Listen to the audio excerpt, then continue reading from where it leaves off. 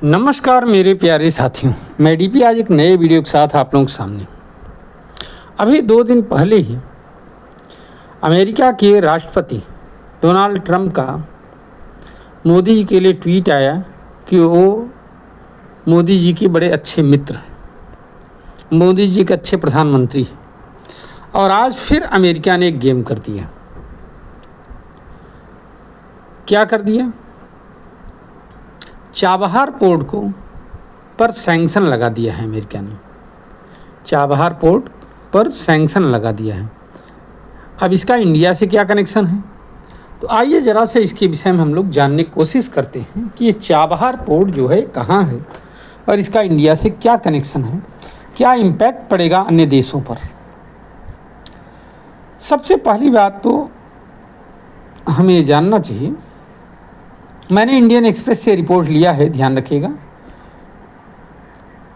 कि Trump administration withdraws sanction waiver to Chabahar port, what it means for India. ये है,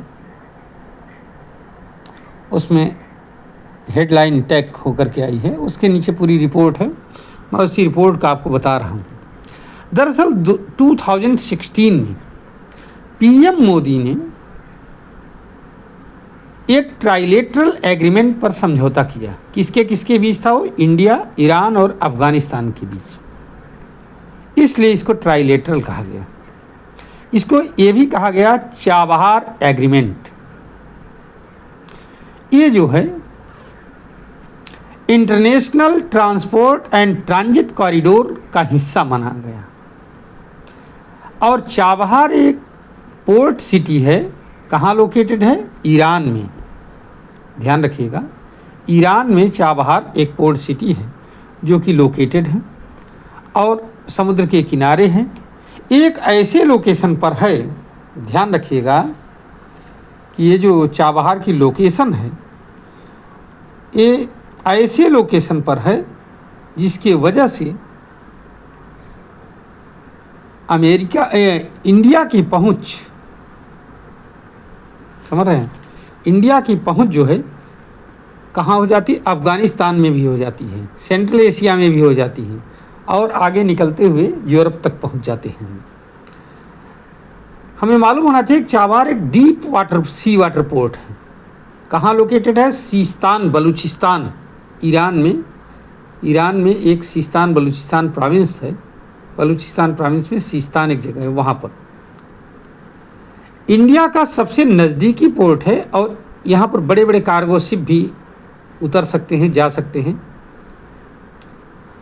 और यहाँ पर जो है, यहाँ से 3 देशों में तो एकदम सीधे हमें प्रवेश मिलता है। एक सेंट्रल एशियन कंट्रीज़ में ईरान के थ्रू, दूसरा अफगानिस्तान और तीसरा इंडिया है, उसमें स्वयं इन्वॉल्व है। और सेंट्रल एशिया से होते हुए अगर हम चले जाएं थोड़ा सा तो हम यूरोप पहुंच जाएंगे रसिया होते हुए। ध्यान रखिए। तो भारत ने बड़े लंबे हिसाब से इसको बनाया था, लंबा विजन रख करके बनाया था चाबहार पोर्ट को। इसको जो है इंडिया पोर्ट ग्लोबल लिमिटेड के द्वारा India port global Chabahar free zone के थ्रू जो है हैंडल किया जाता था। समझ रहे हैं? और अब इस पर जो है प्रतिबंध लगा दिया है। हालांकि इससे काफ़ी लंबा कारोबार भी इंडिया करता था। ईरान का सारा कारोबार इसी थ्रू होता था, ईरान इंडिया के बीच का। और चूँकि पाकिस्तान इंडियन गाड़ियों को जाने का रास्ता नहीं देता है अफ़गानिस्तान तक अपने यहाँ से होकर के, पाकिस्तान जो है अपने यहाँ से रास्ता नहीं देता अफ़गानिस्तान जाने का इंडिया को, तो इसके वजह से चाबहार के थ्रू इंडिया बड़े आराम से अफ़गानिस्तान तक पहुँच जाता था, उसको सहायता भी पहुँचाता था। समझ रहे हैं? अब 19 सितंबर 2025 को ट्रंप ने घोषणा कर दिया, क्या कि 10 दिन के बाद में, अर्थात 29 सितंबर 2025 से चाबहार पोर्ट पर यूएसए सैंक्शन लगा देगा। अब सवाल ये पैदा होता है, यूएसए के सैंक्शन का मतलब क्या होता है?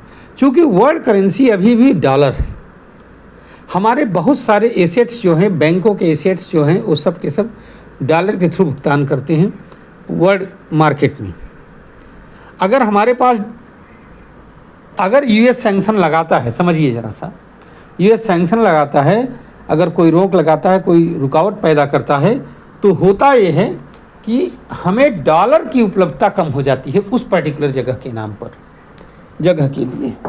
जैसे हम चाबहार के लिए अगर कोई डॉलर हम खरीदने जाएंगे तो हमें उपलब्धता कम हो जाएगी उसकी, और चूंकि डॉलर के बिना काम नहीं चलेगा, तो डॉलर इसी वजह से यूएसए सैंक्शन लगा देता है और वो प्रभावी हो जाता है। सारा गेम इसी डॉलर का है, समझ में आ रहा है। इस पोर्ट की वजह से इंडिया की अफगानिस्तान, ईरान और सेंट्रल एशिया में, जैसा कि मैंने बताया, और यूरोप तक पहुंच हो जाती है।